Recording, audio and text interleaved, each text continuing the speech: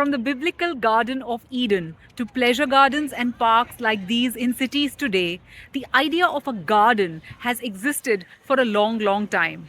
Let's find out more about gardens and their various types in this episode of Tree Talk.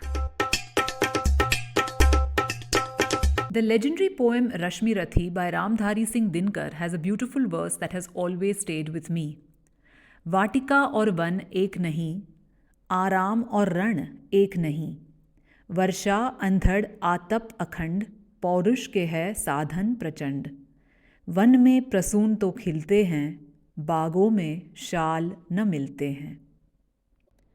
This verse, which is part of a long poem composed in praise of Karna from the Mahabharata, uses a beautiful metaphor of distinguishing a garden or a vatika from a forest or a van. One में प्रसून तो खिलते हैं, flowers may bloom in the forest. बागों में साल न मिलते हैं, but sal trees don't grow in a garden. The poet is trying to convey that a warrior like Karna is no ordinary flower to be found in common gardens, but a giant of a tree that can be found only in the rich jungle. Well, so that gives us a poetic glimpse into what a garden might be, isn't it? It is like a forest, but not quite. And it is a place with flowers and trees, but not the grand ones that nature has to offer. Now, of course, we all know what a garden is. We've all been to one. But did you know that there are several types of gardens? I'm not speaking here about fruit gardens and rose gardens, but a very different kind of category. Have you heard of French gardens and English gardens and Japanese style gardens and so on? What makes them all different from each other? Let's find out. Let's start with the Japanese gardens. When you think of Japanese style gardens, certain things instantly come to mind. Cherry blossoms, tea houses for tea ceremonies, Buddhist pagodas, and much of that is an essential part of the Japanese garden experience. So there is this idea of Zen Buddhism in Japan, in which Zen gardens find a place as a place of contemplation and reflection. So what they contain are some barren rocks, green moss, white sand, and always water. This sort of garden is not just a place for pleasure, but also for meditation and contemplation. There is this lovely Japanese story of a tea master who asks his son to clean the garden before a tea ceremony. His son takes a broom and sweeps it clean and tells his father that it's done.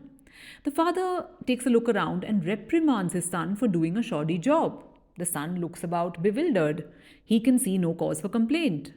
The father then goes out and plucks some leaves out of the basket in which the son has kept the swept leaves and scatters them back onto the path. Now it looks more natural, and that's how it should be, he says.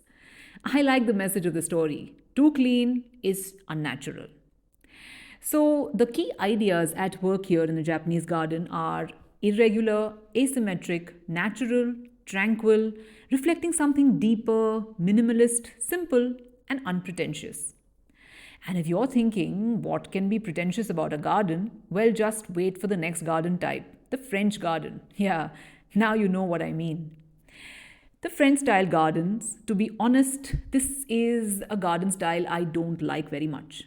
Well, nothing against the French here, but frankly, I find this style the least natural and sometimes over the top and pretentious.